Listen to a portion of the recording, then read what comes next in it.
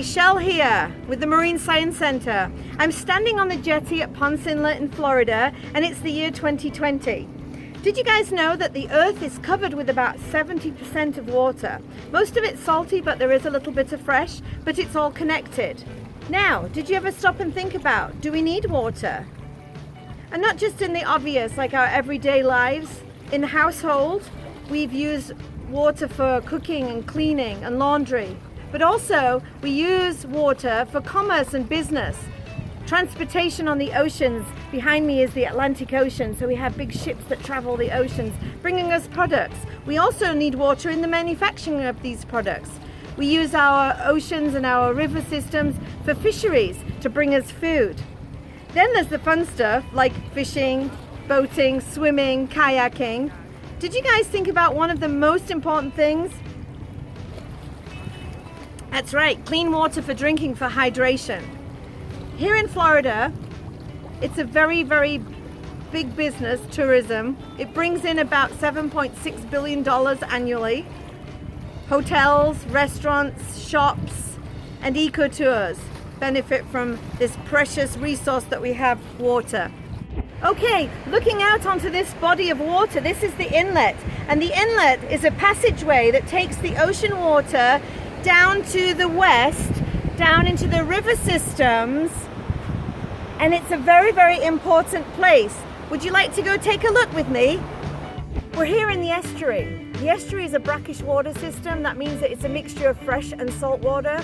Life begins here. It's called the cradle of the ocean. So it's a safe place for juvenile fish to grow up.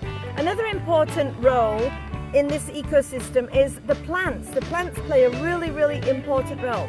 So this is called a living shoreline. Plants in an area like this, when we actually have this living shoreline, it's not only beautiful, it also stops erosion, it helps clean our water, creates habitat for all of these wonderful animals, and so this is a very, very healthy ecosystem. Now we know all these wonderful facts about water. Do you guys want to learn other ways you can help protect our precious resource? Hi, I'm Trey Hanna with Volusia County Environmental Management. I also run the Explore Volusia programs. We're out here today at beautiful Longleaf Pine Preserve, which is one of Volusia County's conservation lands, and it's about 12,000 acres. As we take this journey of water through Volusia County, we wanted to emphasize wetlands. And a simple definition of wetlands are basically lands that are saturated. You can get bogged down with a lot of different definitions, but that's a pretty simple one to stick with. We're here today in a cypress swamp. All these trees behind me are cypress, and we want to talk to you about the importance of wetlands. Wetlands are important for their biodiversity. As we can see here, we've got crawfish, different types of fish, a fishing spider, and even a water scorpion in our bucket. With the many different species that rely on wetlands for their survival, there are actually 43% of all threatened and endangered species rely directly or indirectly on wetlands for their survival. And if you remove corals, sea turtles, marine mammals, and beach mice, nearly all species that are listed as threatened, endangered, or concerned depend upon or are known to use wetland environments for their survival. So our wetlands are important for carbon sequestration. They're really able to hold carbon in these areas. They really help with our climate change that we have going on right now. So they can hold carbon for thousands of years, so we want to protect our wetlands for that reason. They're also good flood protection. So not only do they hold carbon, they're able to hold a lot of water. So if we have a hurricane that comes through, these wetlands can hold that water to keep other areas from flooding. And then finally, they're also important for water quality. All this area out here is perfect for filtering the water. You can kind of say it also helps recharge the aquifer, but wetlands are not as much recharge as they are for filtration and water holding. They don't percolate through as fast as, say, a scrub habitat. So our wetlands not as much for recharge, but really that water filtering and holding water for flood protection. Protecting these wetlands is important not only for the environment, but for the economic value. Wetlands are great for hunting, fishing, recreation activities, research, and learning, and also just coming out and having some fun. Hey guys, welcome to the beach. It's the beach, right? Doesn't it look like the beach? Well, you know what? Millions of years ago, this was the beach. I know that you all just learned all about the beach and the coastal ecosystems and the estuaries from Shell over at the Marine Science Center, but here we are at the beach too. I'm Sandy, I'm the manager at Lyonia Environmental Center, and we're here in Lyonia Preserve, which is ancient beach. Many years ago, when the sea levels were higher, these areas of scrub habitat were islands. All of this sugar sand that you see here, all of these beautiful sand hills, this was the sand dunes. This was the ancient beach. And so fast forward years and years later, this is an area that's inland, it's high, it's dry, and it's a great habitat and a great area for development. Lots of people have developed here. That's not necessarily a bad thing because this was a perfect area to develop in because of that high, dry sugar sand. The problem with that is, over time, when we lose so much of the scrub habitat and so much of this area, you lose the ability to recharge the aquifer. It is responsible for filtering and cleaning our drinking water. When it rains, the rain comes down into this really fine sugar sand, and that sugar sand cleans the water. It filters through, it percolates all the way down into our aquifer. The aquifer is really important because it's not only the place that we get our drinking water from, but the aquifer is also what feeds our springs. And you're going to learn a little bit about springs from Megan in just a few minutes. But without scrub habitat that's here to clean and filter that water, we wouldn't have clean water in our ecosystems, we wouldn't have it in our springs, and we wouldn't have it to drink as well.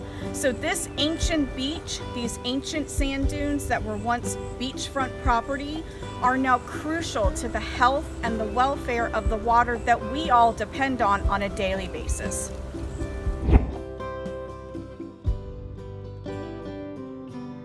Springs are where Florida's groundwater comes up to the surface and flows into rivers and estuaries. I'm here at Gemini Springs in DeBary, where twin springs allow about 6.5 million gallons of fresh water to bubble up through their interconnected network of limestone channels each day. Our remarkable springs create important habitats for wildlife and plants, and many provide refuge for manatees in the winter, with their constant 72-degree temperatures. When the water is cold everywhere else, the manatees know they can rely on places like Blue Spring, also in Volusia County. But springs are a precious resource for people as well. Remember when Shell was talking about how important the coast and estuaries are for our economy and our fun here in Volusia County? Well, the same goes for the springs. And remember when Trey and Sandy talked about how our drinking water is cleaned by Volusia County's ecosystems, filtering our water on its way down to the aquifer? We love our springs. They're a rare window into the aquifer below us. Remember, all of our water resources are connected, no matter where in Volusia County we may be. The rain that falls on your landscape is just as much a part of this cycle. That's where you come in. Did you know that what you put on the ground can end up in our water, even in our springs? That includes any fertilizer that you might be applying to your lawn. Think about this. In Florida, summer rains don't water fertilizer in. They wash it off of our lawns and into streets and ditches and storm drains, which lead to surface and groundwater resources. When excess nutrients from fertilizer end up in the water, it feeds algae blooms. Now, algae occurs in nature, but when nutrients cause it to grow rapidly or bloom, the large quantity of algae acts like a blanket, blocking sunlight from plants on the bottom and requiring oxygen to survive. The blanket of algae causes a low oxygen environment in the water, which can lead to fish kills and dead zones in our waterways. One way you can help protect our water and protect our fun is by skipping the fertilizer, especially during the rainy season from June through September. If you must fertilize, think twice as nice. Once in the spring and once in the fall, with 50% or more slow-release nitrogen, will carry you through that rainy period without posing that extra risk to our water bodies. For more information on Volusia County's fertilizer ordinance, you can visit volusia.org/BeFloridianNow. It's easy to be Floridian now. Our springs, lakes, rivers, lagoon, and ocean will thank you.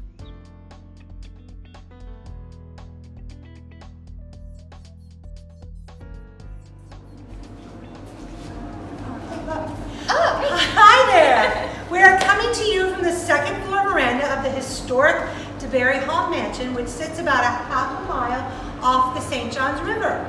The river played a vital role in the development of Florida.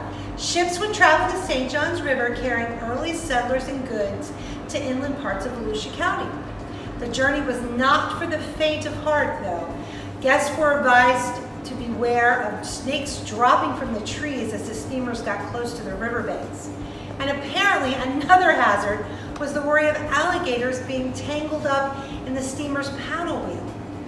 Once guests departed Jacksonville, Florida, it was about an 18-hour journey to Enterprise, Florida, which is right about 3 miles down the road. The small city of Enterprise became an important destination for travelers seeking a healthier climate and the adventure of the Florida wilderness. Popular travel books of the 1800s, like The Rambler, claimed doctors recommended bathing in the sulfur springs of Florida for relief of rheumatism and joint problems. In 1851, a steamboat captain by the name of Jacob Brock started purchasing land in Enterprise. He was very well respected for his navigation skills on the very tricky St. John's with its constant changing tides. Captain Brock started laying out streets, built a wharf and a 100-room hotel, which would eventually attract some of the nation's most famous visitors.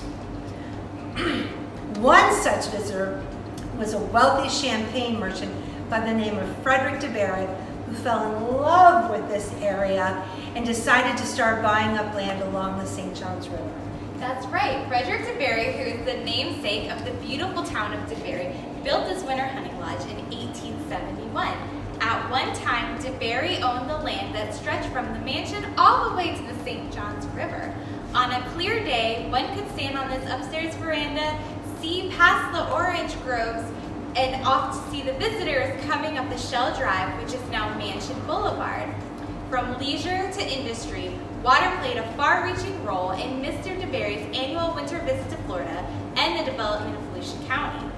DeBerry was an outdoorsman who spent his winters hunting and fishing on expeditions to the St. Johns River, sailing across Lake Monroe to Sanford, and also taking carriage rides to New Smyrna Beach. A businessman, he even tried his hand at orange growing and commercial steamboating. Running an enterprise as large as DeBerry Hall required many supplies. He utilized boats along the St. Johns River to transport ice packed in sawdust, sides of meat, and jade green grapes, and much more from Jacksonville to DeBerry. Mr. DeBerry's groves became part of the booming citrus industry in the area, and DeBerry used several of his steamboats to transport his citrus north. Over time, Frederick DeBerry's line of steamboats increased to 13, and in 1880, he even won the contract to transport the United States mail. The DeBerry merchant line was key to the development of economy and tourism in the area.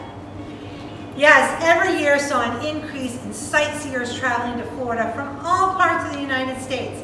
They came to Florida to explore the wonders of this beautiful tropical climate, and many came for health reasons. Land was purchased, businesses were established, villages grew into town, and new cities sprang up everywhere. The long Florida boom in tourism and growth had begun, thanks in a very large part to the beautiful St. Johns River.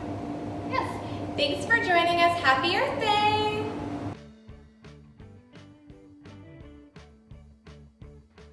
Hello everyone, my name is Danielle and I'm with Volusia County Environmental Management. Today we're going to be talking a little bit about water conservation. Water covers 71% of Earth's surface. However, 97% of this is salt water. The remaining 3% is found locked away in glaciers, the atmosphere, underground in the aquifer, and in rivers and lakes. The vast majority of fresh water on Earth is inaccessible for human use. Where does our water in Volusia County come from? The Volusia Floridan Aquifer is unlike any aquifer in Florida. Designation by the EPA as the sole source aquifer means that it functions as an underground water source, supplying at least 50% of the drinking water consumed in the above area. Where does the water from the spring come from? The Floridan aquifer is replenished by a natural process called recharge. Recharge occurs when water seeps from the land's surface down through the layers of earth and ends up in the limestone and dolomite layer. The limestone acts as a sponge, absorbing and holding water. It is hard and full of voids and crevices that allows water to move through them. These areas have no alternative drinking water sources that could supply everyone that lives and depends on the aquifer for drinking water. This is an important part of what we have to do to protect our most precious natural resource here in Florida, our water. How you use water in your home does affect the springs and the aquifer system. Consider your residential water use. Irrigation accounts for about 50% of most residential water use. Some ways to conserve water is to consider what type of landscape you have. Different plants have different irrigation, shade, and soil needs. Consider planting water-wise plants in your landscape to use less irrigation and conserve water. It is our responsibility to protect our water, our most precious natural resource. As we spend more time at home, let's consider some ways to conserve it and be sure we have enough available in the future. Other ways to conserve water in your home include installing a low-flow shower head, a faucet aerator, and checking for leaky faucets both indoors and outdoors. Remember, saving water and saving energy also means you're saving money.